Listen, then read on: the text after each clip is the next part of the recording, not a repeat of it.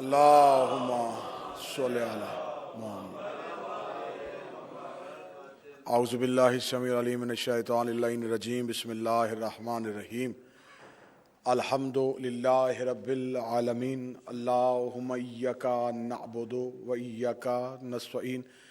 الصلاۃ والسلام وتحیۃ والاکرام علی سید اسلم فی الوجود صاحب دائرۃ الوجود و صاحب المقام المحمود صاحب الوقار والسکینہ المدفون بالعرض مدینہ صاحب کوكب دری و صاحب اللواء الحمد ثم الصلاۃ والسلام علی سیدنا و سندنا و حبیبنا و شفیع ذنوبنا و طبیب قلوبنا ابی القاسم محمد صلی اللہ و اولادہ طیبین الطاہرین المعصومین المظلومین المنتجبین المہدیین ولعنۃ اللہ علی قوم الظالمین الکافرین المنافقین المتکبرین۔ اما بعد فقد قال حق سبحانہ تعالی فی کتابہ المجید و فرقان الحمید وهو اصدق الصادقین وقولہ الحق۔ بسم اللہ الرحمن الرحیم۔ رب اشرح لی صدری ویسر لی امری واحلل عقدۃ من لسانی ویفقہوا قولی۔ بلند تر صلوات اللہم صلی علی محمد۔ محبان نبی و اہل بیت نبی، حبداران رسول و اہل بیت رسول، دعا ہے کہ آل محمد کا عظیم خالق ہماری اس عظیم ترین عبادت کو اپنی بارگاہ میں شرف قبولیت عطا فرمائے۔ رب الحسین بحق الحسین، جتنے بھی ہاتھ ذکر حسین میں مانگنے کے لیے آئے ہیں، اس عزت والی دہلیز سے کوئی بھی خالی ہاتھ واپس نہ جائے۔ میرا مالک صدقہ محمد و آل محمد کا ہر حسینی، ہر عزادار کے رزق، عزت، صحت اور بخت میں اضافہ فرمائے۔ بالخصوص جس مومن مخصوص کے اصال ثواب کے لیے ہم تمام اکٹھے ہوئے ہیں، دعا فرمائیں وہ قیامت والے دن اٹھیں، ایک ہاتھ میں قرآن، دوسرے ہاتھ میں دامن اہل بیت، لواء الحمد کا سایہ نصیب فرمائے۔ میرا مالک ان کی نسلوں میں سلسلہ عزاداری کو قائم اور دائم فرمائے۔ دعاؤں کی قبولیت کے لیے درود سارے حضرات مل کے آواز بلند پڑھیں۔ اللہم صلی علی محمد۔ اجازت ہے سرکار گفتگو شروع کی جا سکے؟ میں نے آپ کے سامنے اللہ کے مقدس کلام سے ایک نبی کی دعا تلاوت کرنے کا شرف حاصل کیا۔ سلسلہ گفتگو کچھ یوں ہوگا کہ بالکل آپ میرے مزاج کو سمجھ گئے اور میں آپ کی طبیعتوں سے واقف ہو گیا۔ اب اجنبیت کا پردہ تو کوئی حائل ہے ہی نہیں، تو کوشش ہے کہ کوچہ ولایت میں جا کے کچھ دو چار معرفت کے راز آپ احباب کے سامنے کھولے جا سکیں۔ جس نبی نے دعا کی وہ نبی بھی کم نبی نہیں تھا، توحید سے گفتگو کرنے والا نبی تھا۔ اس نے چاہا کہ میرے بعد کوئی میرا جانشین ہو، تو اس نے خدا سے کہا رب اشرح لی صدری ویسر لی امری واحلل عقدۃ من لسانی۔ اس نے خدا سے دعا مانگی کہ میرے اللہ میرے سینے کو کھول دے۔ یہودیوں نے توریت میں کہیں نہیں لکھا کہ موسیٰ کے سینے کا آپریشن ہوا تھا۔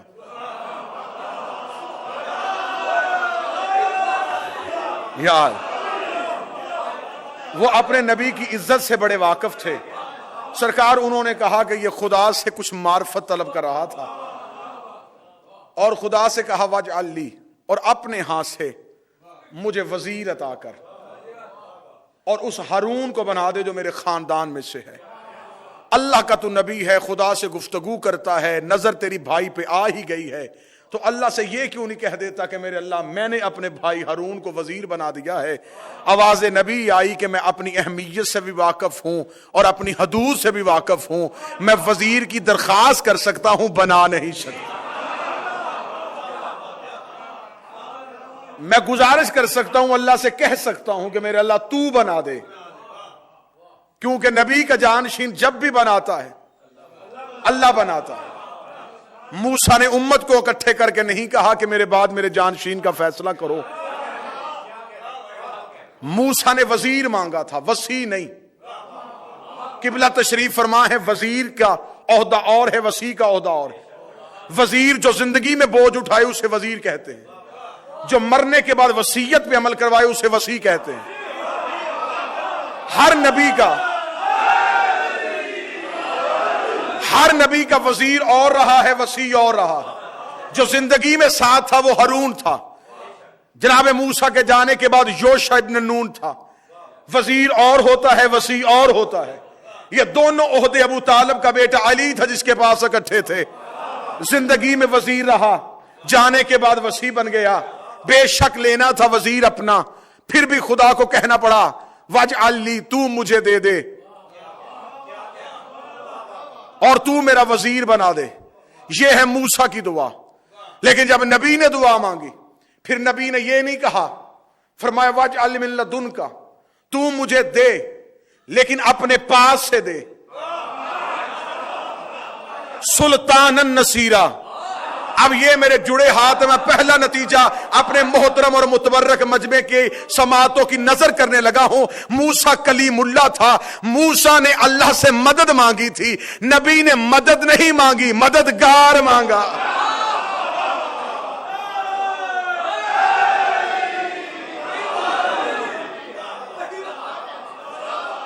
وہاں موسیٰ مدد مانگ رہا تھا. سرکار آج قبلہ خاموش ہے، سرکار یہاں آگے تشریف لے، آپ جچتے ہی یہاں پہ ہیں. سرکار اللہم صلی علی محمد. اچھا میرا بڑا دل تھا کہ میں کہوں کہ ڈائس وہاں ہونا چاہیے. یہ بھی ایک خطابت کے ساتھ درود سارے حضرات مل کے بلند آواز سے پڑھیں. سرکار بسم اللہ. یہ میرے مائی کا نہیں کچھ چیزیں یو کے میں سرکار عذاب ممبر کے خلاف ایسے گل دے فتوا لگ گیا. صلی علی محمد. اصل میں خطابت ایک فن ہے، اس میں قبلہ بہتر جانتے ہیں کہ مجمع سے آپ جتنا قریب ہوں گے اتنا گفتگو آسان ہو جائے تاکہ کسی قسم کی مشکل نہ بنے. نبی نے مدد نہیں مانگی، نبی نے مددگار مانگا ہے. لو یا اللہ مدد کہنے والوں کے لیے سب سے بڑی دلیل، جو کہتے جی اللہ کے علاوہ کوئی مدد نہیں کرتا، صرف اللہ سے مدد مانگنی چاہیے. اور پھر وہ قرآن کی ایک آیت کو اپنے رکشوں پہ، اپنی گاڑیوں پہ، اپنی دکانوں پہ، اپنے گھروں پہ ایک سٹیکر بنا کے لگا دیتے ہیں. اے محمد کہہ دیجئے میرے لیے میرا اللہ ہی کافی ہے. اے محمد کہہ دیجئے میرے لیے اللہ ہی کافی ہے. اس آیت کو بچوں کو پڑھا کے کہتے بیٹا یہ دیکھو اللہ قرآن میں نبی سے کہہ رہا ہے کہ تو کہہ دے کہ تیرے لیے اللہ ہی کافی ہے. لہذا یا علی مدد نہیں ہوتا، یا رسول اللہ مدد نہیں ہوتا، پنجتن پاک مدد نہیں ہوتا، اہل بیت کرام مدد نہیں ہوتا. مدد صرف اللہ کرتا ہے. حاجت روا صرف اللہ ہے، مشکل کشا صرف اللہ ہے. قرآن کی آیت کو پڑھ کے بچوں کے عقیدے خراب نہ کرو. تو نے آیت پڑھی ہے لیکن ترجمہ ٹھیک نہیں کیا. تو نے کہا کہ خدا کر اے محمد کہہ دیجئے میرے لیے میرا اللہ ہی کافی ہے. دلیل عرش سے وزنی دینے لگا ہو. اس بات کو کہنے کے لیے بندے کو کم از کم محمد ہونا چاہیے. یہ بات کہنے کے لیے بندے کا کم از کم محمد ہونا چاہیے. اس کے لیے اللہ کافی ہے، ہمارے لیے اللہ کافی نہیں. خدا نے رسول سے کہا تو مجھ سے مددگار مانگ، میں تیری مدد کروں گا لیکن ڈائریکٹ نہیں، اس مددگار کے ذریعے. اور ہم نے یا علی مدد کہا، دنیا کو ضد تو بڑی تھی نا، انہوں نے یا علی مدد کے مقابلے پہ یا اللہ مدد کہہ دی. یہ بھی میرے عقیدے کی زیادہ وضاحت ہو گئی. تم نے یا علی مدد کے مقابلے پہ یا اللہ مدد کہہ کے ہمارا عقیدہ مضبوط کر دیا. تم نے ثابت کر دیا ہے کہ علی کا مقابلہ بندوں کے بس میں نہیں. جو بول سکتا ہے وہ میرے ساتھ بولے گا.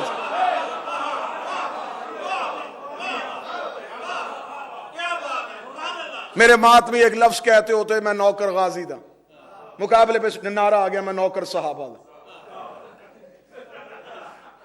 میں تو جب پاکستان میں تھا میں ہر مجلس میں کہتا تھا میرا جی چاہتا میں اپنی گاڑی کے پیچھے لکھواؤں میں نوکر صحابہ تھا، لیکن ساتھ نیچے یہ بھی لکھواؤں کہ صحابہ خود کس کے نوکر تھے.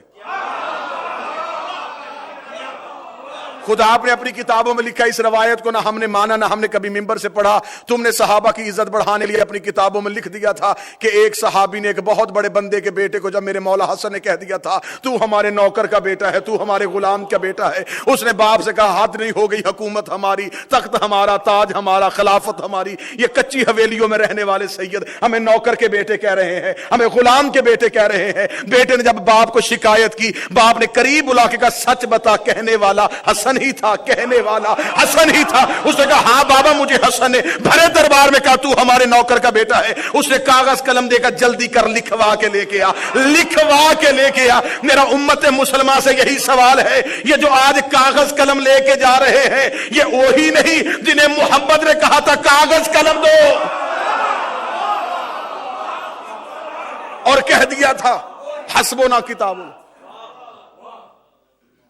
اور کہا جاتا ہے کتابوں میں جی انہوں نے ایک رکا لکھ دیا تھا، ہماری کتابوں میں ایسا واقعہ نہیں ملتا۔ تو انہوں نے کہا جب میں مر جاؤں تو میرے کفن میں رکھنا۔ یہ سیدوں کی تحریر جنت کی رسیدیں ہوتی ہیں۔ ہم کفن پہ نادی علی لکھے تو اعتراض،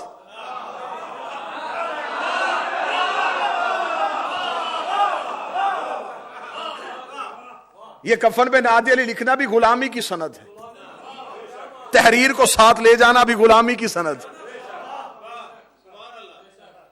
مدد اللہ سے، لیکن مددگار جو اللہ بھیج رہا ہے۔ یہیں پہ میں اپنے محترم عمران بھائی سے کہوں سرکار مجھے پانی کا گلاس دیں، کہوں مانگوں نہیں، صرف میں کہوں کہ پانی کا گلاس دے، سمجھانے کے لیے۔ یہ سرکار پانی کا گلاس پکڑ کے گیا جی بسم اللہ قبلہ، میں کہوں عمران بھائی ہاتھ سے نہ دیں آپ دیں، یہ کہیں گے دے تو میں ہی رہا ہوں، وسیلہ ہاتھ ہے، دیتا اللہ ہی ہے۔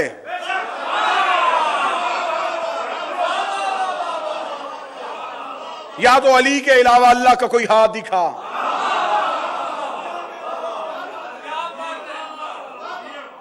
توحید کی ضرورت کو علی کہتے ہیں۔ میں نے جملہ خطابت میں نہیں کہا، توحید کی ضرورت کو علی کہتے ہیں۔ معراج کے پردے میں اسے ضرورت تھی لہجے کی، اسے کوئی لہجہ چاہیے تھا، اس نے گفتگو کرنی تھی پیغمبر سے، اسے وہ لہجہ چاہیے تھا۔ کہا جاتا ہے کہ پھر وہ علی کے لہجے میں بولا۔ معترض اعتراض کر کے تھا میری سمجھ میں نہیں آتا، اللہ ساری طاقت رکھتا ہے، اسے کیا ضرورت تھی کہ علی کے لہجے میں بولے؟ تو نے قرآن میں نہیں پڑھا کہ اللہ طور سے بولتا تھا، اللہ درخت سے بولتا تھا، اللہ پتھروں سے بولتا تھا، اللہ کسی نبی سے پتھر کے ذریعے بولا، کسی نبی سے درخت کے ذریعے بولا، کسی نبی سے پانی کے ذریعے بولا۔ اللہ درخت سے بولے تو تجھے اعتراض نہیں، اللہ پہاڑ سے بولے تجھے اعتراض نہیں، اللہ آگ سے بولے تجھے اعتراض نہیں، اللہ حیدر سے بولے اعتراض کیوں ہو جاتا ہے؟ اللہ جب بھی بولتا ہے کسی بے عیب سے بولتا ہے۔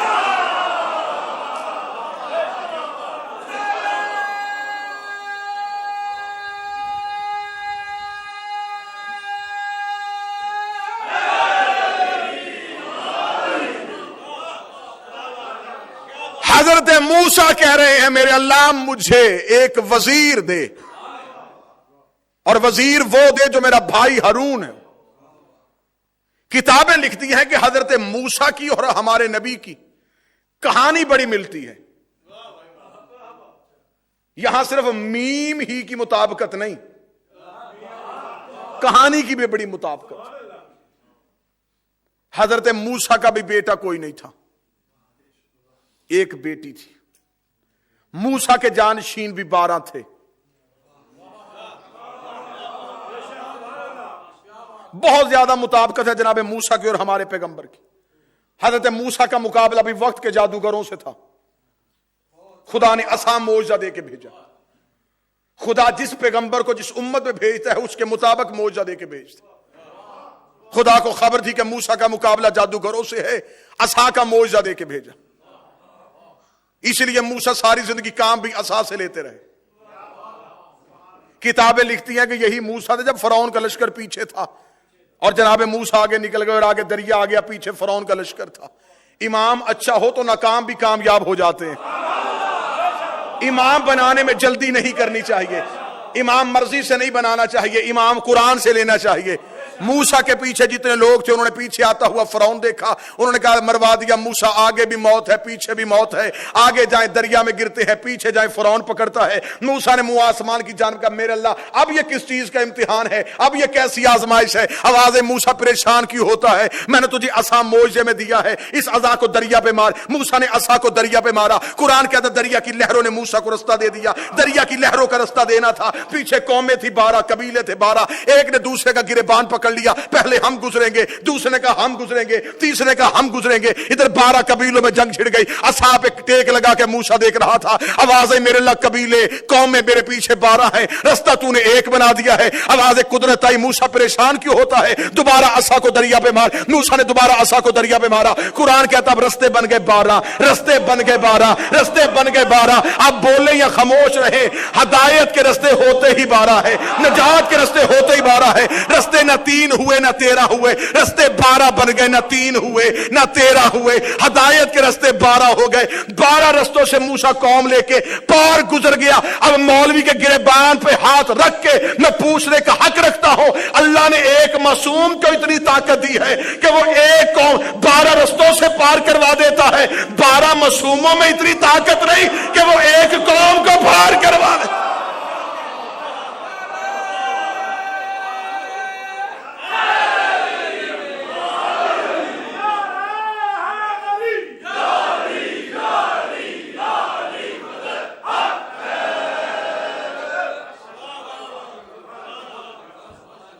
لیکن شاگردی کی موسیٰ نے تو پھر خضر نبی کی. اب یہاں پہ آ کے میں موضوع کو ایک موڑ دینا چاہتا ہوں. موسیٰ کے پاس شریعت تھی, خضر کے پاس معرفت تھی.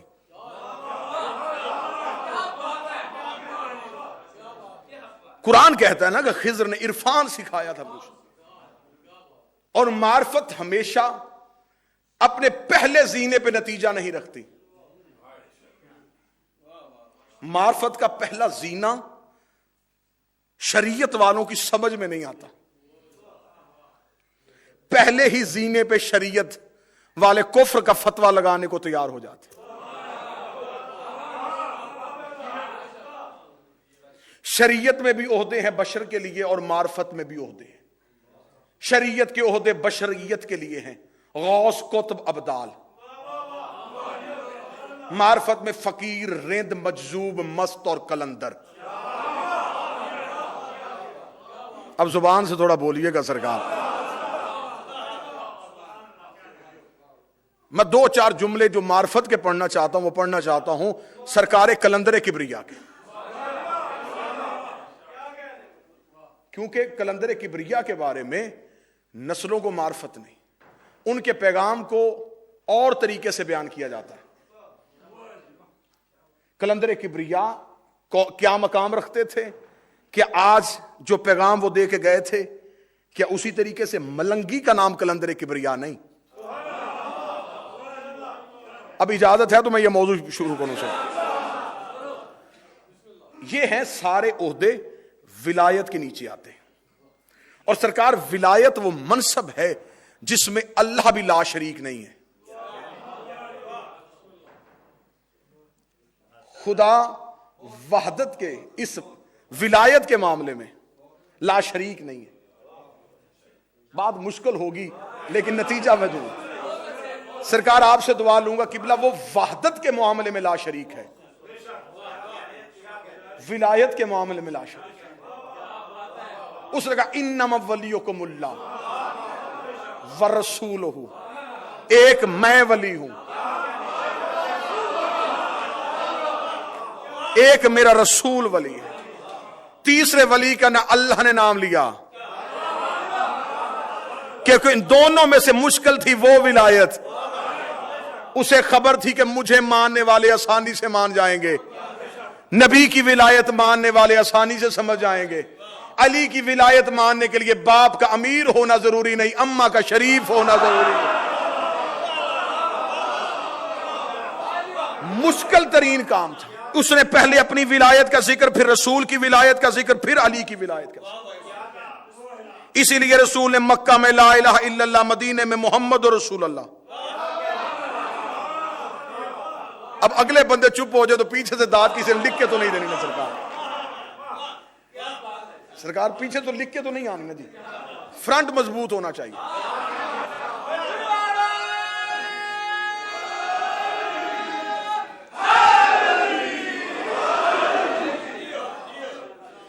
میرے اس ٹور کی بریڈ فورڈ میں، اس ٹور کی میں بار بار کہہ رہا ہوں، اس دورے کی آخری مجلس ہے. 2-4 روز میں انشاءاللہ پاکستان وطن واپس چلا جاؤں گا. آپ دعا بھی فرمائیں گے مولا حالات کو بہتر رکھے. لہٰذا میں چاہتا ہوں کہ جتنی محبتوں سے آپ نے پہلی مجلس میں نوازا، وہی محبتیں سمیٹ کے میں اس مجلس سے اور اللہ اس بزرگ کو جنہوں نے اس امام بارگاہ کی بنیاد میں اپنا حصہ ڈالا، میرا مالک انہیں جوار معصومین میں جگہ تھا، جن کی بدولت آج یہاں ذکر آل محمد ہو رہا ہے، اور ایک ایک حرف کا ثواب ہم ان کا نام لیں یا نہ لیں ان کے نامہ اعمال میں لکھا جا رہا ہے. کیونکہ جس کا ذکر سننے کے لیے آئے ہیں وہ توحید کا قرضہ بھی نہیں رکھتا. وہ حسین تو اللہ کا قرضہ بھی نہیں رکھتا، تو وہ کسی مخلوق کا قرضہ کیسے رکھے؟ سرکار آپ اب اس نے ولایت کے معاملے میں اپنی لا شریکی کی حد ختم کر دی. اس نے کہا میں ہوں، میرا رسول ہے. تیسری ولایت اس نے پردے میں چھپا دی. اس نے کہا 2 بتا دیتا ہوں، 2 سے تمہیں تیسری ڈھونڈنی پڑے گی. ایک وہ ہے جو حالت رکوع میں زکات دیتا.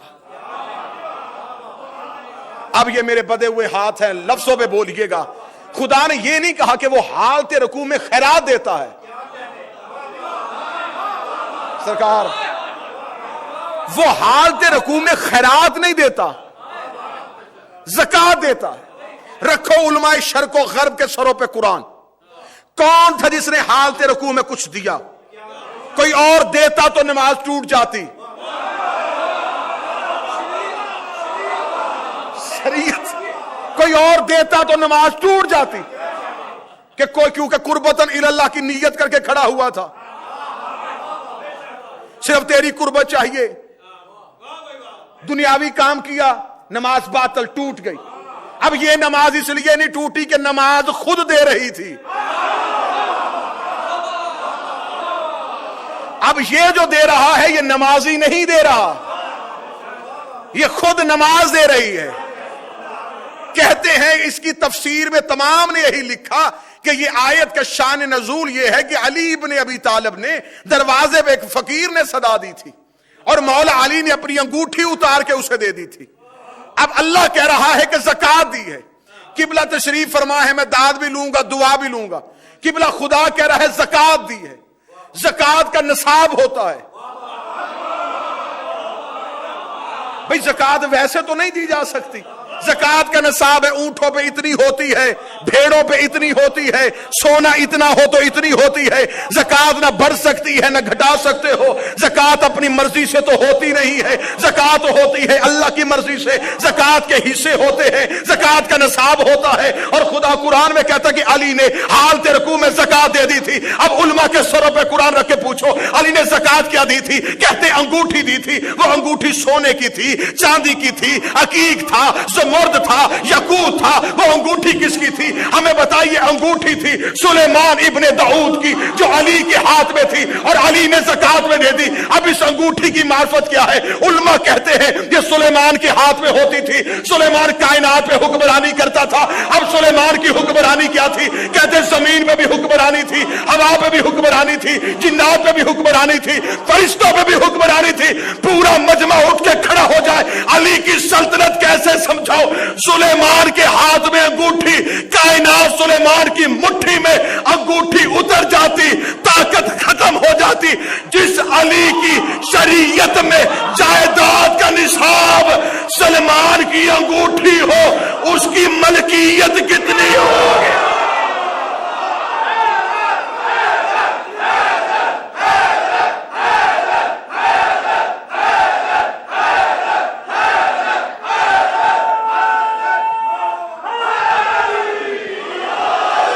سرکار بسم اللہ. سرکار جس علی کی ملکیت کا 10واں حصہ سلیمان کی انگوٹھی ہو، جس کا 10واں حصہ یہ ہے اس کا کل رقبہ کتنا ہوگا. اور قبلہ ڈاکٹر صاحب اگلا سوال سنیے گا کہ مجھے نہیں سمجھ آئی. میں تاریخ کا طالب علم ہوں قبلہ. جب بھی میں نے تاریخ کی اوراق گردانی کی میں نے بڑا سوچا کہ آخر یہ فقیر کون تھا. بھئی چھوٹا موٹا فقیر تو ہو نہیں سکتا. اتنی قیمتی انگوٹھی لے گیا, نہ کسی نے آتا دیکھا, نہ کسی نے جاتا دیکھا. بھئی کیوں آیا تھا؟ کہتے کوئی بھوکا تھا. تو انگوٹھی کہاں بھی کی؟ بھئی وہ انگوٹھی آخر اس نے مدینے کے کسی نہ کسی دکاندار کو دی ہوگی. وہ جس کے پاس گئی پھر اس نے اس کا کیا کیا؟ انگوٹھی مسجد سے نکل کے گم کیوں ہو گئی؟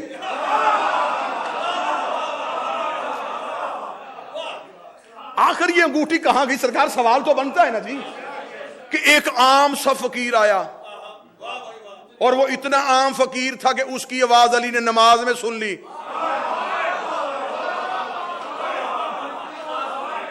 جس کے پاؤں میں تیر ہو اور حالت نماز میں نکل جائے اور وہ صدا نہ سنے.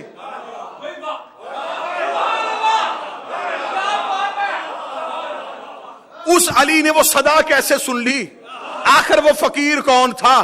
اگر محنت سن کے بولنے کی عادی ہو تو منبر پہ اتنا بول دینا کہ مجھے پتا چل جائے کہ جو محنت تھی وہ قبول ہو گئی ہے. آخر یہ ہاتھ کون سا تھا؟ یہ مانگی کس نے تھی جو علی نے اس کے ہاتھ میں رکھ دی؟ پھر وہ انگوٹھی لے کے فقیر کہاں گیا؟ پھر وہ مدینے میں بکی تھی, یمن میں بکی تھی, شام میں بکی تھی. جب ہم نے عارفین کے قدموں پہ ہاتھ رکھے ہمیں بتایا جائے وہ انگوٹھی والا فقیر کون تھا. انہوں نے کہا مانگنے والا بھی علی تھا, دینے والا بھی علی.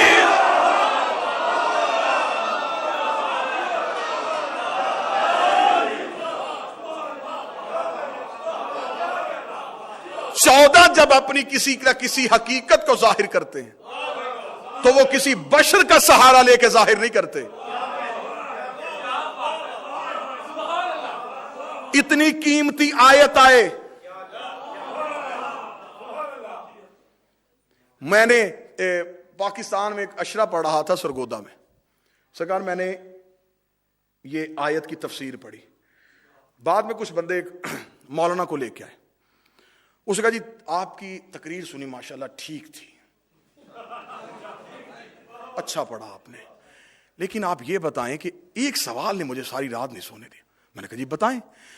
اس نے کہا آپ کہتے ہیں کہ اللہ بھی ولی ہے, رسول بھی ولی ہے, حضرت علی بھی ولی. آپ ہمیں بتائیں ان تینوں میں سے بڑا ولی کون سا ہے؟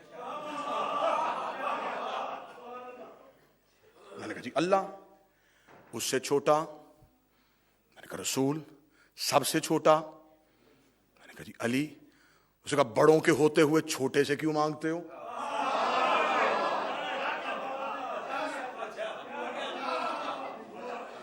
مجھے سمجھ لگی. میں کہا مولوی سوال تیرا نہیں, تیرے اندر تیرا کوئی گرو گنگال بول رہا.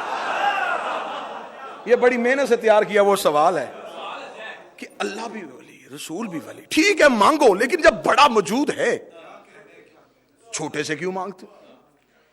میں نے کہا سرکار آپ کسی مسجد میں خطیب بھی ہیں؟ ہاں جی. نکاح خواہ بھی ہیں؟ ہاں. میں کہا نکاح کے فارم میں لکھا ہوتا ہے کہ لڑکی کے ولی سے اجازت.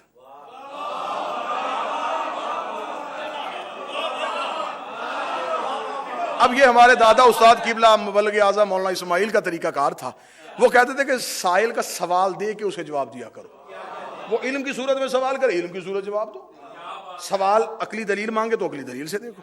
میں نے کہا جی وہ لکھا ہوتا ہے کہ لڑکی کے ولی کے اجازت, لڑکے کے ولی کے اجازت. میں نے کہا یہ کس ولی کی بات کرتے ہیں؟ اس نے کہا یہ ولی ہوتا ہے پالنے والا. میں نے کہا اس سے مراد کون ہوتا ہے؟ باپ. اس نے کہا باپ بھی ہوتا ہے, ماں بھی ہوتی ہے. میں نے کہا باپ بھی ولی ہے, ماں بھی ولی ہے. باپ بھی ولی ہے, ماں بھی ولی. ان دونوں میں سے بڑا ولی کون سا ہے؟ اس نے کہا جی باپ. چھوٹا ماں. میں نے کہا بڑے کے ہوتے ہوئے بچے روٹی چھوٹے سے کیوں مانگتے؟ کیونکہ انہیں پتا ہے کہ بڑے کو بھی خبر ہے کہ ہے میرا ہی, تقسیم چھوٹا کرتا.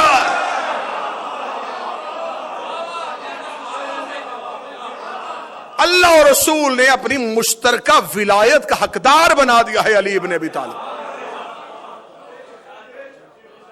پھر علی کے پاس ہے یہ ولایت کا دریا، جس نے اس سے جو جام پیا وہ معرفت کے درجے میں آ گیا. اور یہ پھر علی کی اپنی مرضی ہے، جی چاہے تو سکولر کی سمجھ میں نہ آئے، جی چاہے تو گلی میں چلتے پھرتے ملنگ کی سمجھ میں آ جائے. پھر مجھے جملے یاد آ گئے، قبلہ مرحوم ولی اعظم اسماعیل اعلیٰ مقام ہو گئے، بڑوں کی باتیں چھوٹوں کو بڑا بنا دیتی ہیں. ایک مولوی نے مناظرے پہ کہا، دستار توسیع مناظرہ کر رہا تو اس نے قبلہ ولی اعظم سے کہا، حد نہیں ہوتی، بڑا پاک مذہب لیے پھرتا ہے. یہ جتنے ملنگ ہوتے ہیں ان ملنگوں کو اپنی ہوش کوئی نہیں ہوتی، اور علی علی علی علی علی حق کا امام، علی حق کا امام. حد ہو گئی ہے. وہ انہیں سکھا پاکی پکیزگی، کسی چیز کا پتہ نہیں، کپڑوں کی خبر نہیں، نجاست طہارت کا پتہ نہیں، اور علی علی کرتے ہیں. اپنی ہوش نہیں اور علی کا نام لیتے ہیں. قبلہ نے ایک لمحہ دیر کیے بغیر کہا، چلو انہیں اپنی ہوش نہیں ہوتی، علی کی ہوش تو ہوتی ہے. مولوی تجھ سے زیادہ پھر ہمارے ملنگ اچھے، جنہیں اپنی ہوش نہیں لیکن انہیں علی کی ہوش ہے. انہیں خبر یہ ہے کہ علی حق کا. اب جس نے جو معرفت کا لیا وہ اس معرفت میں پہنچتا گیا، اور ولایت کے معرفت کے جتنے جام تقسیم ہوتے ہیں وہ ولایت علی ابن ابی طالب ہے. شریعت میں غوث، قطب، ابدال، معرفت میں فقیر، رند، مجذوب، مست اور قلندر. شریعت والے تارک الدنیا نہیں ہوتے،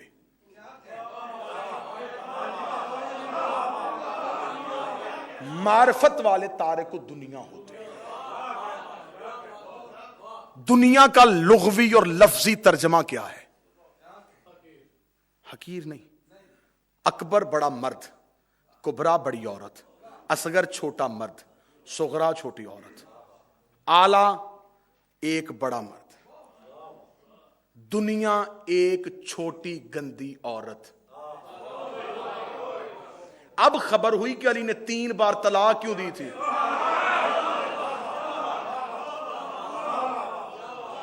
اور یہی دنیا جب دوبارہ زیور سے آراستہ ہو کے حسن کے دروازے پہ آئی، حسن نے ٹھوکر مار کے کہا، اٹھ جا، جسے باپ طلاق دے بیٹوں پہ حرام ہوتے.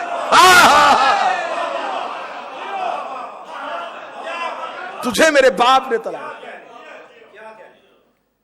سرکار اب یہاں پہ ایک سوال پیدا ہوتا ہے، جی آپ یہ بتائیں کہ کلندر، کیونکہ یہ دن ہے اس میں شہباز کلندر کا ذکر تذکرہ ضرور ہوتا ہے کہ جی عرس شروع ہو گیا کہ کلندر کبریا، جی ان کا نام تو عثمان مروندی تھا. اور ایک سوال اکثر مجھ سے عشرہ محرم میں بھی اولڈم میں ہوا تھا کہ علی کے کچھ بیٹوں کے نام بھی کچھ صحابیوں کے نام پہ تھے، لہٰذا یہ ان سے علی کی محبت کی دلیل ہے. اس میں ایک آپ کو عقلی اور منطقی جواب دے دیتا ہوں. یہ کوئی دوستی کی علامت نہیں. اگر آپ کہیں یہ دوستی کی علامت ہے اور علی نے دوستی کی وجہ سے اپنے بچوں کے نام ان کے ناموں پہ رکھ دیے تھے، پھر دوستی یک طرفہ نہیں ہوتی، 2 طرفہ ہوتی ہے. ان میں سے کسی کے بیٹوں کا نام علی کیوں نہیں؟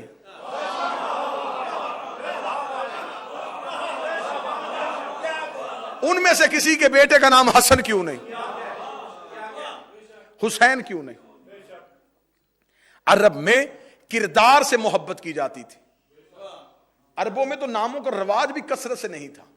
یہ تو لقب سے یاد کرتے تھے، کنیت سے یاد کرتے تھے، فلاں کا بیٹا، باپ کے نام کے ساتھ، خاندان کے نام کے ساتھ. اور اچھے فرد وہی ہوتے تھے جو باپ کے نام سے مشہور ہوں.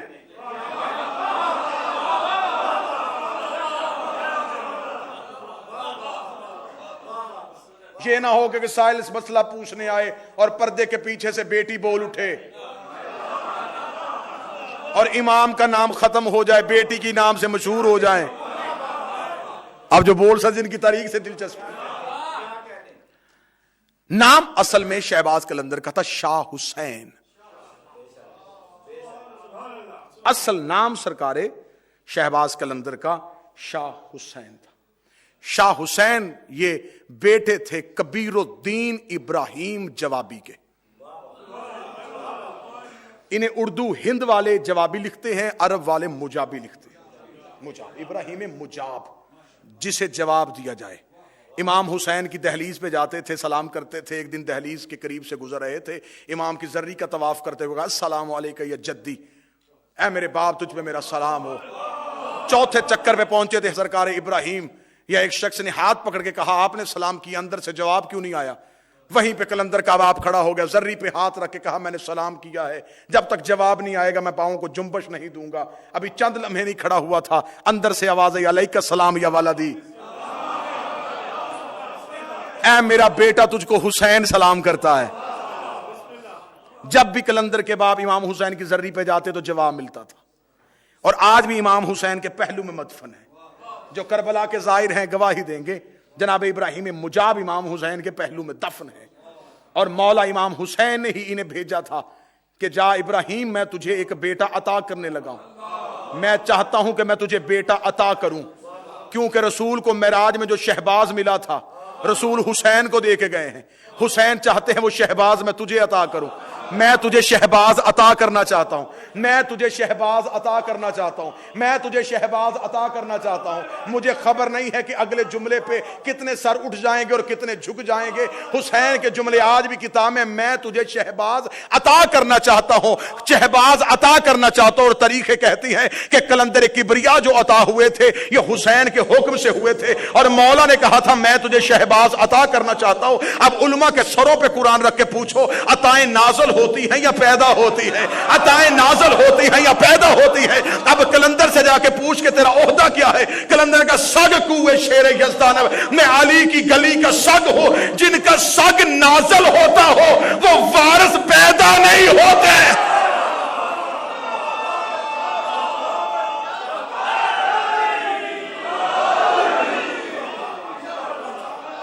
میں تجھے شہباز عطا کروں گا. تو جو ہے سرکار والد کبیر الدین ابراہیم مجاب، یہ بیٹے تھے شمس الدین کے. شمس الدین بیٹے تھے نور شاہ کے. نور شاہ بیٹے تھے سید ہادی کے. سید ہادی بیٹے تھے سید احمد کے. سید احمد بیٹے تھے سید منتخب کے. سید منتخب بیٹے تھے سید غالب کے. سید غالب بیٹے تھے عبد المجید کے. عبد المجید بیٹے تھے محمد ثانی کے. محمد ثانی بیٹے تھے اسماعیل ثانی کے. اسماعیل ثانی بیٹے تھے محمد اول کے. محمد اول بیٹے تھے اسماعیل اول کے. اسماعیل بیٹے تھے امام جعفر صادق کے. امام جعفر صادق بیٹے تھے امام باقر کے. امام باقر بیٹے تھے علی زین العابدین کے. علی زین العابدین بیٹے تھے حسین ابن علی کے. حسین بیٹے تھے علی کے. علی بیٹے تھے ابو طالب کے. اب مجھے بول کے بتا، ہم آل محمد کے فقیروں کا شجرہ پڑے دنیا کو بول کے بتاتے ہیں ان کا فقیر بھی ان کے نسب سے ہوتا ہے، ان کی گلی سے نہیں ہوتا.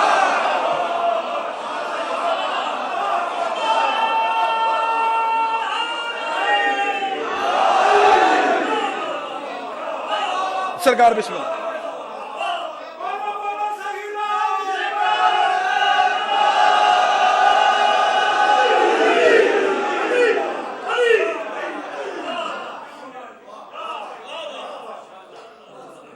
جناب اسماعیل کے ساتھ شجرہ ملتا تھا.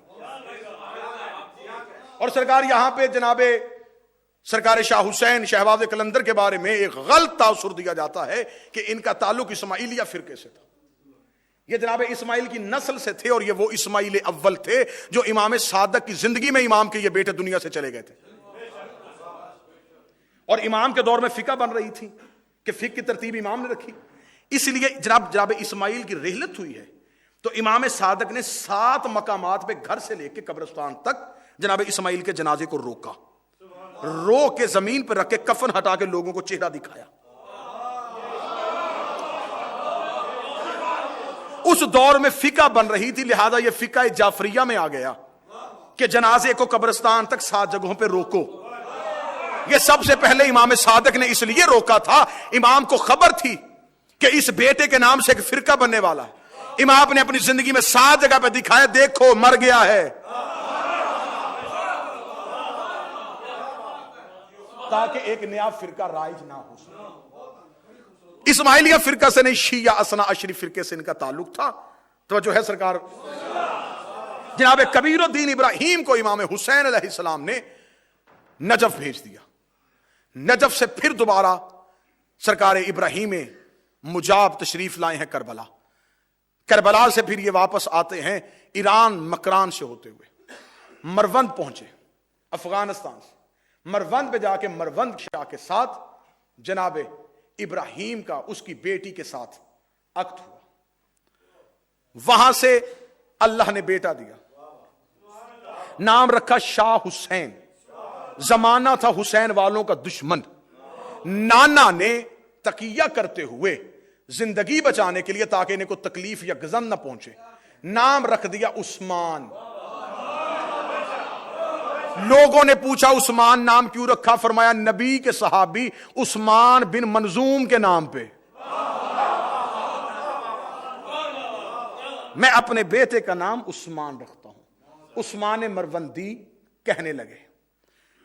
کلندر نے 7 سال کی عمر میں مکمل حافظ قرآن, مکمل فقہ کے ماہر, صاحب فتویٰ, بغیر کسی مدرسے کے.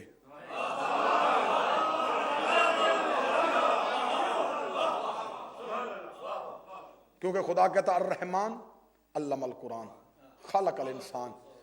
میں پہلے قرآن کا علم دیتا ہوں پھر الانسان کو خلق کرتا ہوں. جو الانسان ہوتے ہیں ان کی جبلت میں علم ہوتا ہے, ان کی گھٹی میں علم ہوتا ہے. اور جب ہماری باری آئی, جب ہم جیسے انسانوں کی باری آئی, پھر کہا جب تم ماؤں کے بطنوں سے باہر نکلتے ہو لا تعلمون شیئا, تم کچھ بھی نہیں جانتے تھے. ہم کچھ نہیں جانتے تھے, یہ پہلے ہی علم لے کے آتے. جیسا کہ میں نے اکثر مثال دی ہے کہ آپ مرغی کے نیچے بطخ کے انڈے رکھ دیں اور مرغی کے انڈے رکھ دیں, اور تھوڑے دنوں کے بعد جب ان انڈوں سے بچے نکلیں تو آپ بالکل انڈے سے نکلتے ہوئے دونوں بچوں کو کسی پانی کے کنارے پہ لے جائیں, وہاں پہ جا کے انڈے کو کھولیں. پہلی بار زندگی میں کائنات میں آئے گا وہ مرغی کا بچہ بھی اور بطخ کا بچہ بھی. بطخ کا جو بچہ ہوگا وہ پانی میں چلا جائے گا, مرغی کا بچہ واپس آ جائے گا. اسے کس نے بتایا تھا کہ تیرنا ہے؟ نہ اس نے ماں کو تیرتے ہوئے دیکھا. یہ کیسے؟ اس کی جبلت میں تیرنا تھا. مرغی کی بچے کے فطرت میں تیرنا نہیں تھا. اور خدا فطرت میں علم دے کے بھیجتا ہے. اور سب سے پہلا علم ہوتا ہے قدرت کی طرف سے رونا. رونا علم فطرت ہے. بچہ دنیا میں آتا ہے تو روتا ہے, نہ روئے تو گھر والے روتے ہیں.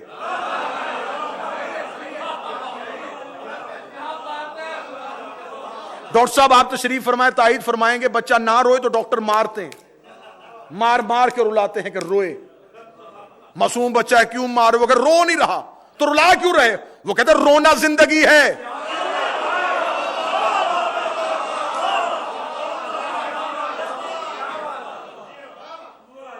فطرت میں علم ہوتا. سرکار کلندر کبریا نے شہباز کلندر سرکار شاہ حسین عثمان مروندی کلندر کبریا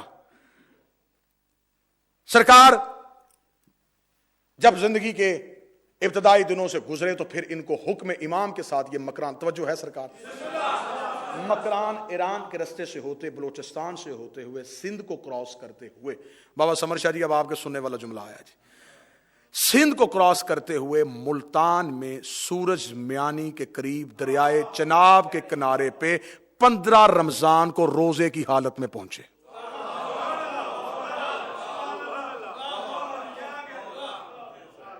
چالیس ساتھیوں سمیت. جب 40 ساتھیوں سمیت یہ پہنچے تو جب ہمارے اس علاقہ میں آئے تو ملتان میں مدینۃ الاولیاء میں سرکار پہنچے. دریائے چناب کے کنارے میں تھے, 40 ساتھی قریب تھے. یا کھانے کے لیے ہر ایک نے انتظام, کسی کے ذمہ ہوگا تو لکڑیوں لے کے آگ جلا. سرکار شہباز کلندر کو کہا کہ تو گندم شہر سے پسوا کے لا.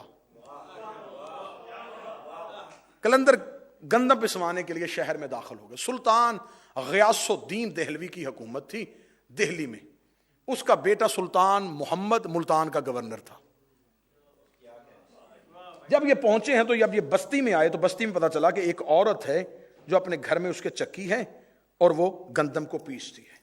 کلندر اس کے دروازے پہ چلے گئے, دروازے پہ دستک دی, عورت باہر نکلی. حسن یوسف کو پہلی بار ملتان میں دیکھا.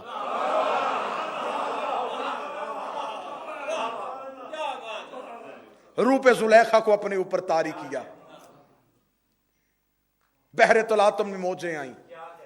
तहजीब मिंबर का ख्याल है और मैं 2-4 जुमले कहूंगा। शहबाज कलंदर ने सीरत यूसुफ को अपनाते हुए अपने चेहरे को फेरा। औरत ने कलंदर पे किरदार पे इल्जाम लगा दिया। सिपाहियों ने शहबाज कलंदर को गिरफ्तार किया और सुल्तान मोहम्मद के दरबार में ले गए। यह कोई अजनबी है, कोई मुसाफिर है, शहर में नया आया है, एक औरत पे हमला कर रहा था, हमने गिरफ्तार कर लिया। औरत को उसके शौहर समेत दरबार में बुलाया गया। उसने कलंदर किबरिया पे इल्जाम लगाया। अब जुमला सुनिएगा जो मार्फत सुनने के लिए आए। कलंदर पे जब इल्जाम लगा तो दरबार में सुल्तान मोहम्मद ने कहा, अजनबी मुसाफिर, तेरी इस्मत का कोई गवाह है? कलंदर ने सूरा यूसुफ की तिलावत की। सूरा यूसुफ की तिलावत करने के लिए कहा, मेरा गवाह मौजूद है, लेकिन मैं चाहता हूं, मैं सीरत आले मोहम्मद का पैरोकार हूं, ये हट जाए ताकि ये अजाब से बच जाए। मैं अब भी कहता हूं, ये अपना दावा वापस ले, मैं इसे माफ करता हूं। 3 दफा कलंदर ने औरत से कहा, दावा वापस ले, मैं माफ करता हूं, दावा वापस ले, मैं माफ करता हूं, दावा वापस ले, मैं माफ करता हूं। उसने कहा, तूने मेरे ऊपर हमला किया है, मैं दावा वापस नहीं लूंगी। कलंदर ने कहा, अगर तूने दावा वापस नहीं लेना, फिर मैं अपनी गवाही के लिए अपना गवाह बुलाता हूं। सुल्तान मोहम्मद ने कहा, गवाह कौन सा है? फरमाया, इस औरत को घर भेज, इस घर के झूले में एक बच्चा था, वो बच्चा बोल के मेरी मासूमियत की गवाही देगा। जब कहा वो बच्चा बोल के मेरी मासूमियत की गवाही देगा, सुल्तान मोहम्मद ने तख्त छोड़ के खड़ा हो गया। खड़ा होके कहा, तू जो कह रहा बच्चा तेरी गवाही देगा, तू कोई यूसुफ है? कलंदर के चेहरे पे जलाल आया। फरमाया, उसका बेटा हूं जिसकी वजह से वो यूसुफ था, उसका बेटा हूं।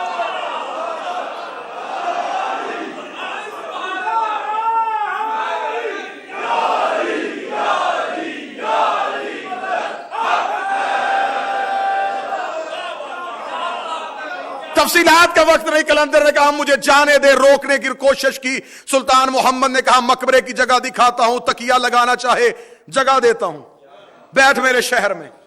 फरमाया, तेरे शहर में रुकने नहीं आया, तबलीग इस्लाम के लिए आया हूं, मजहब आले मोहम्मद को पहुंचाने के लिए आया हूं। फकीर पैसे लेके दीन नहीं मनवाता।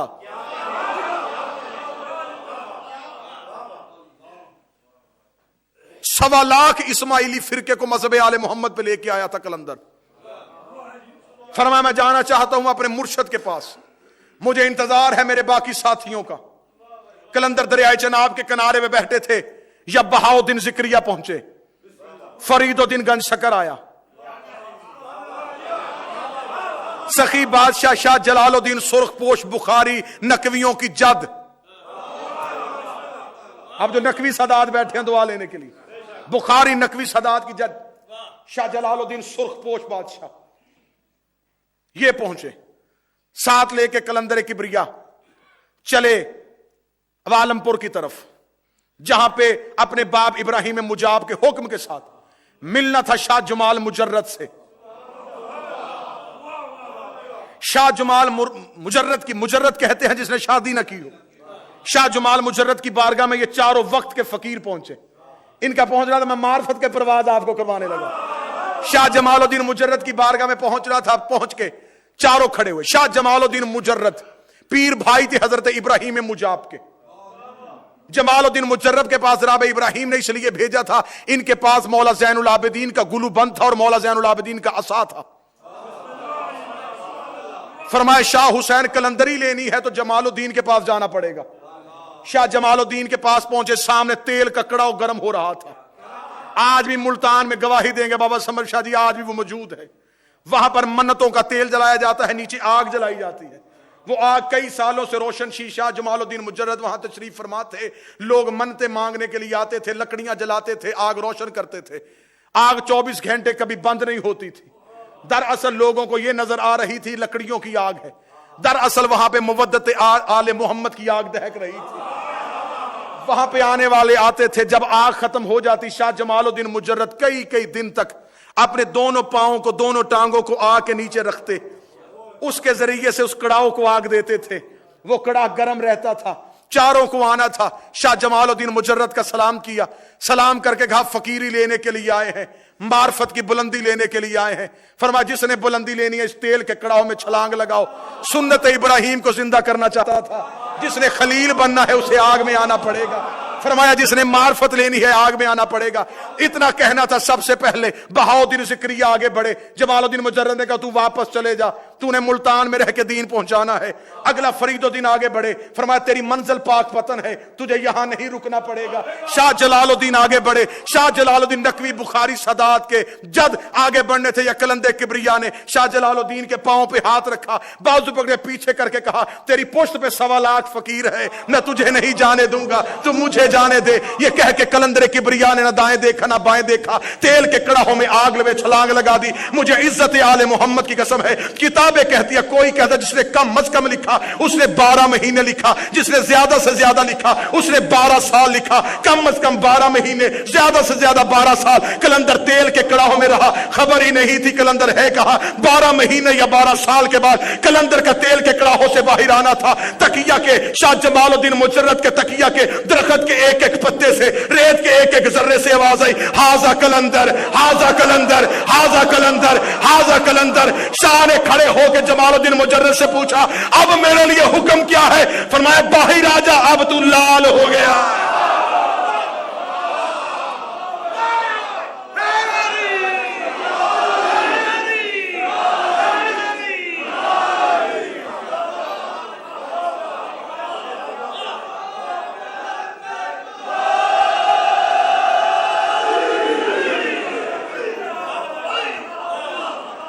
جو بندے ابھی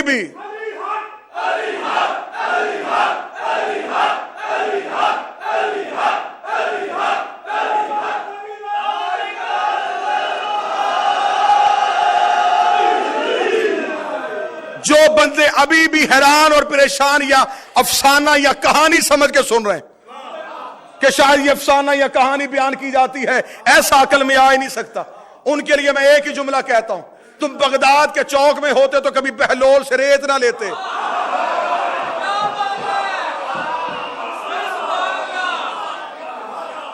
تم کبھی بھی بلال کے روکے ہوئے سورج کو نہ مانتے.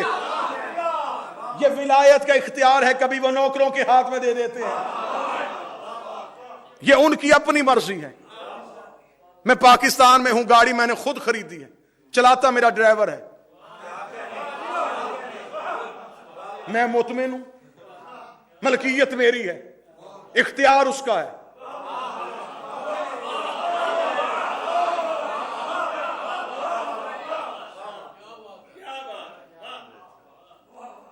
کلندر بن گئے. کلندر کا باہر آنا تھا. شاہ جمال الدین مجرد نے کہا واپس نہیں جانے دوں گا, تجھے یہیں پہ روکوں گا. 1.25 لاکھ فقیر اکٹھے کیے, غدیر کی سنت کو زندہ کیا. کلندر کے سر پہ شہباز کی دستار باندھی گئی. کلندر کے سر پہ کلندر کی دستار بدھی. کلندر نے معرفت والا امتحان پاس کر لیا تھا. 1.25 لاکھ فقیر کلندر کے سامنے ہاتھ جوڑ کے کھڑے تھے. بشری تقاضوں کے مطابق معرفت کے آخری زینے کا نام کلندر ہے. اس سے آگے بشری تقاضا نہیں, یہاں پھر آگے نور شروع ہو جاتا ہے. بشریت کی آخری ڈگری کا نام, اس کے آگے نہ کوئی کلاس ہے, نہ کوئی عہدہ ہے, نہ کوئی ڈگری ہے. 1.25 لاکھ فقیر اکٹھے ہو گئے. شاہ جمال الدین مجرد کی بارگاہ میں کلندر کے سر پہ دستار باندھی جا رہی تھی. 1.25 لاکھ فقیر سامنے کھڑے تھے. فقیروں نے سامنے کھڑے ہو کے کہا کلندر پہلے یہ بتا, تیرے سر پہ دستار آ گئی, تو بتا تیرا مسلک کیا ہے, تیرا عقیدہ کیا ہے, تیرا فرقہ کیا ہے.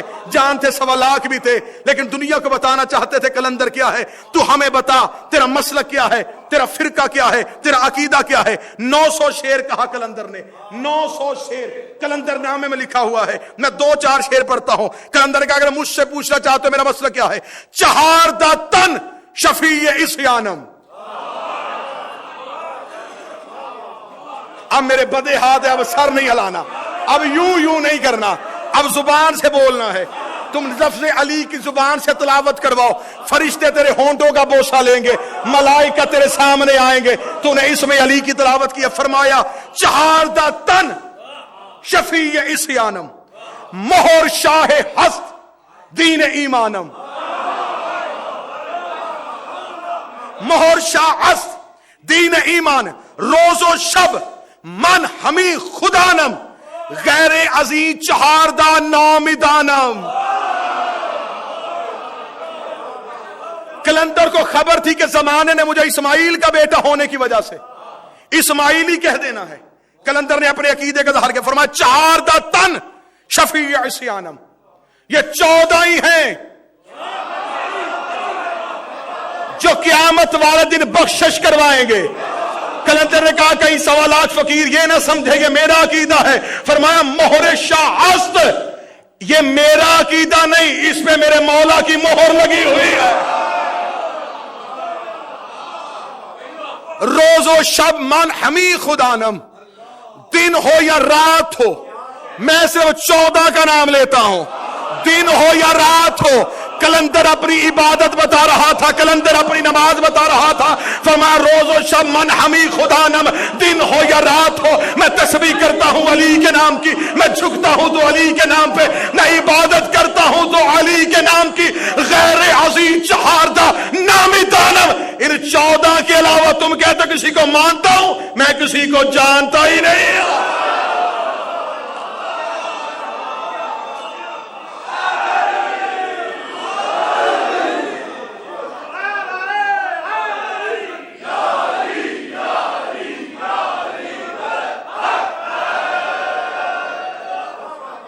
اب جنہوں نے پورا کلندر کے اس عزت اور معرفت کا لطف لینا ہے، سوالات فقیروں کے سامنے کلندر مذہب بتا رہا تھا، کلندر عقیدہ بتا رہا تھا، سوالات سامنے ہاتھ باندھ کے کھڑے تھے، کلندر بتا رہا تھا میری تسبیح کیا ہے، میری عبادت کیا ہے، میرا سجدہ کیا ہے، میری نماز کیا ہے۔ اتنا کہنے کے بعد کلندر نے پہلی پرواز کی، پہلے پروں کا آنا تھا، کلندر کی پرواز شروع ہوئی، کلندر کی پہلی پرواز ہوئی، 1.25 لاکھ نے اوپر دیکھا، کلندر نے کہا حیدریم کلندرم مصطب، اس سے اگلی پرواز آئی، کلندر نے کہا بندہ مرتضی علی ہستم، اس سے اگلی پرواز آئی، کلندر نے کہا ساقی سالکان عرش میدانم، اس سے اگلی پرواز آئی، کلندر نے کہا پیشوائے تمام رندانم۔ کلندر کی عرش کی چوکھٹ پہ کلندر کا سر لگا، کلندر کا عرش کی چوکھٹ پہ جانا تھا، کلندر نے زمین پہ جھک کے دیکھا، نجف میں علی کا روضہ نظر آیا، کلندر کے پر کانپنے شروع ہوئے، کلندر نے پروں کو سمیٹا، زمین پہ غوطہ لگایا، علی کی دہلیز پہ گر کے کہنے لگا سادکور شیر یزدان۔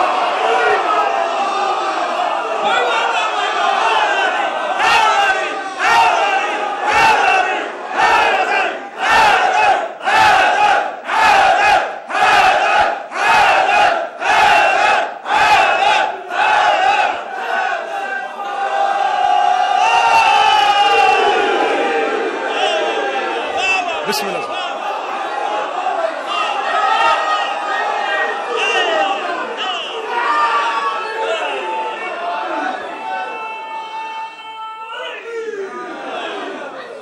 بسم اللہ سرکار، آپ جی حیدری ہوں، کلندر ہوں، مست ہوں،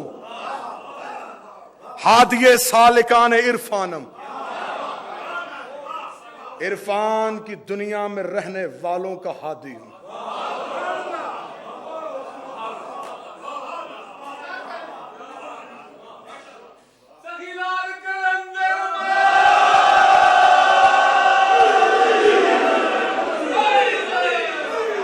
رہبر عاشقان مستانم، تو جو جملے سنیے گا، 900 شیر ہیں، بارگاہ میں ہوں، باوضو ہوں، حضرت عباس اگلے جملے پہ مجھے موت دے دے اگر میں یہ جملہ اپنی طرف سے کہوں۔ 900 شیر اگر باقی کلندر کے پڑھے جائیں، دنیا شرک کے فتوے دے دے۔ میں اس لیے نہیں پڑھ رہا کہ وہ کہنے کے لیے کلندر ہی ہونا چاہیے۔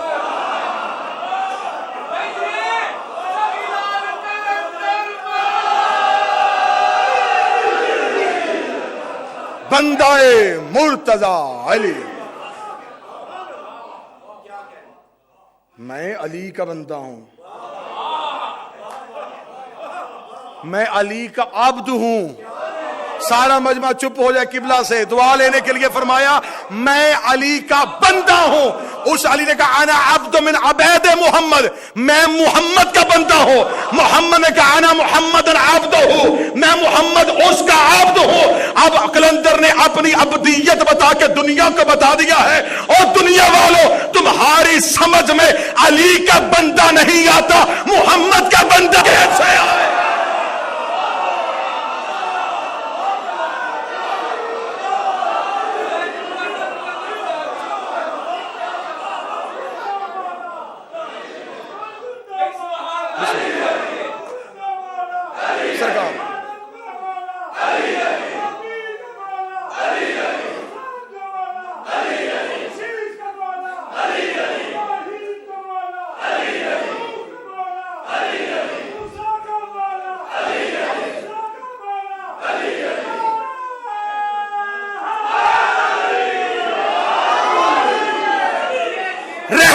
عاشقان مستانہ،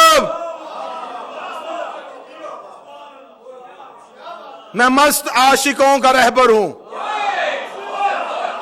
پیشوائے تمام رندانم، میں تمام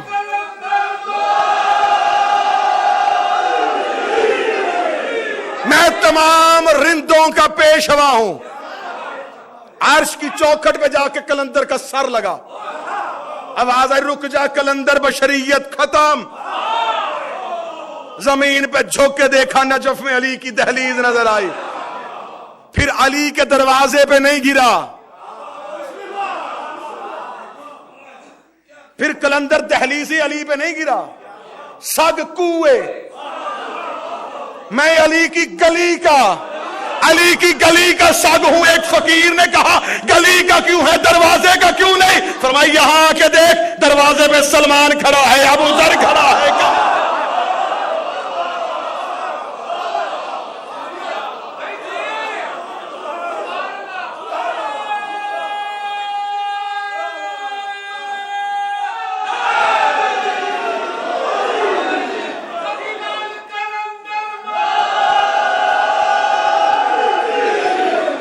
میں علی کی گلی کا. انشاءاللہ اگلی مجلس پہ حاضری ہوگی، یاد کروائیے گا. اس سے اگلی منزل کے قلندر پھر سہون پہنچے تو کیسے مذہب آل محمد کو پہنچایا. فقیر کے ذریعے سے دین بر صغیر میں اشاعت مذہب آل محمد ہوئی ہے تو فقیر کے ذریعے سے. فقیر کے مذہب کا نام علی ہے، اس کے مسلک اور عقیدے کا نام علی ہے. آج لوگ پوچھتے ہیں کہ قلندر کی دھمال کیا تھی. دھمال ناچنے کا نام نہیں، اچھلنے کا نام نہیں. قلندر کانوں پہ یوں ہاتھ رکھتا، زینب کا شام بازار میں کھڑا ہونا یاد کرتا. قلندر دھوپ میں کھڑا ہو کے کبھی دایاں قدم اٹھاتا، کبھی بایاں قدم اٹھاتا.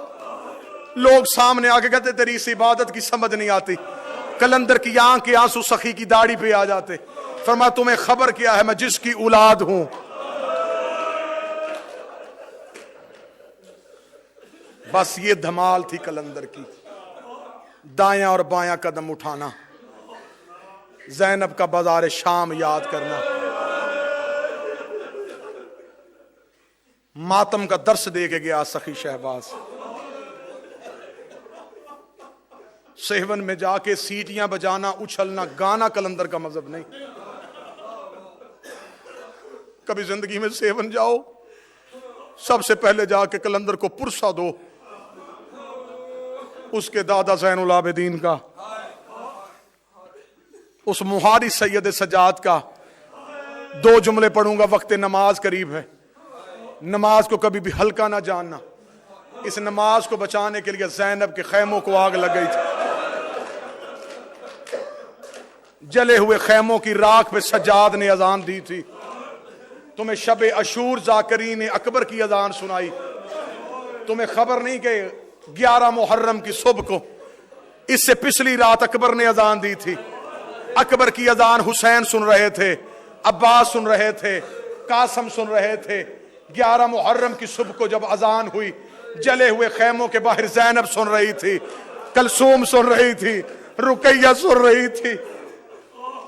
جلے ہوئے خیموں کی راکھ میں زینب نے اللہ اکبر کہا. میرے مولا سجاد سے کسی نے پوچھا سب سے بڑی مصیبت، فرمایا شام میں غریباں. کہنے کے بعد سجاد نے کہا مجھے اپنے بابے کے لہو کی قسم ہے اس رات بھی میری پھپھیوں نے تہجد نہیں چھوڑی تھی. یہ میں منت کر کے جا رہا ہوں، نصیحت سمجھ لو. زہرا کی وکالت کرتا ہوا کہیں بھی مارا جاؤں تو وصیت سمجھنا. نمازی ہو تو ماتمی رہنا، ماتمی ہو تو نمازی رہنا. کوئی نمازی نماز کی وجہ سے ماتم نہ چھوڑے، کوئی ماتمی ماتم کی وجہ سے نماز نہ چھوڑے. تو سجاد سے بڑا نمازی نہیں ہے، تو سجاد سے بڑا ماتمی نہیں ہے. ماتم دکھا کے گیا تو حسین کا بیٹا، نمازیں بتا کے گیا تو حسین کا بیٹا. جب آ گئے نا واپس قبلہ سے اجازت لے کے، 2 جملے کہوں گا تاکہ وقت نماز سے پہلے مجلس تمام ہو جائے. اس مدینے جب آئے میرے مولا سجاد مدینے میں، ڈاکٹر صاحب اس بازار میں بیٹھ گئے جو رستہ مدینے سے باہر آتا تھا. بشیر ابن جزلم سے کہا جا مدینے کی گلیوں میں اعلان کر. بشیر ابن جزلم مدینے کے مرکزی چوک میں آیا. اس نے اعلان کر یا اہل المدینہ، اور مدینے کے رہنے والوں، مدینہ رہنے کے قابل نہیں رہا. مدینے کے سردار مارے گئے، مدینے کے سید مارے گئے. بشیر اعلان کرتا ہوا جا رہا تھا، ایک دروازے کے سامنے سے بشیر گزرا. پردے کے اندر سے آواز آئی بشیر کون مارا گیا؟ بشیر کہتا بی بی مدینے والا حسین مارا گیا. دروازے کا پردہ اٹھ گیا. اللہ جملے کا ثواب اس مرحوم کی روح کو پہنچائے. دروازے کو اٹھنا تھا، ایک کالے برقے والی جھکی ہوئی کمر والی بی بی آئی، بشیر کے گھوڑے کی لجام پکڑ کے کہتی کون حسین مارا گیا؟ بشیر نے کہا رسول کا بیٹا حسین، زہرا کا لال حسین، علی کا لخت جگر حسین. بی بی نے کہا میرے دروازے کے آگے نہ کیا میرا حسین مارا گیا. بشیر دیکھ رہا بی بی تو جو اپنا حسین کہہ رہی تو کون ہے؟ کہتی پردہ کر میں عباس کی ماں ہوں. عباس کی ماں کا نام آنا تھا. بشیر نے گھوڑے کی زیر چھوڑ دی، دونوں ہاتھ آنکھوں پہ رکھے، رکھ کے کہا بی بی تجھے تیرے عباس کا پرسہ ہو. رو کہتی میرا عباس مارا گیا؟ ہاں بی بی تیرا عباس مارا گیا. رو کہتی مجھے بتا میرے عباس کو مارنے والی فوج کتنی تھی؟